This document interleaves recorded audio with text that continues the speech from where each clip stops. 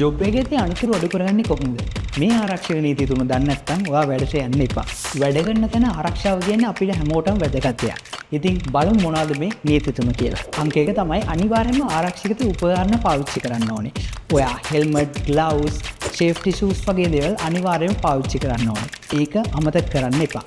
අංක 2 තමයි වැඩක් පටන් ගන්න ඉස්සෙල්ලා ඔයා ඒකේ ඉන්ස්ට්‍රක්ෂන්ස් දැනගෙන ඉන්න ඕනේ. ඒ කියන්නේ උපදෙස් දැනගෙන ඉන්න ඕනේ. ඔයා දන්නේ නැති උපකරණයක් පාවිච්චි කරනවා නම් ඔයා අනිවාර්යයෙන්ම සුපර්වයිසර් කෙනෙක්ගේ උපදෙස් ගන්න ඕනේ. එහෙම නැතුව වැඩක් කරන්න යන්න එපා. අංක 3 තමයි ඔයා වැඩ කරන තැන පිරිසිදුව තියාගන්න ඕනේ. තෙල්, වයර්, ඒ වගේම අනවශ්‍ය බඩු තියෙනවා නම් ඒවා අයින් කරලා ඔයාගේ වැඩ කරන තැන හරිම පිරිසිදුව තියාගන්න.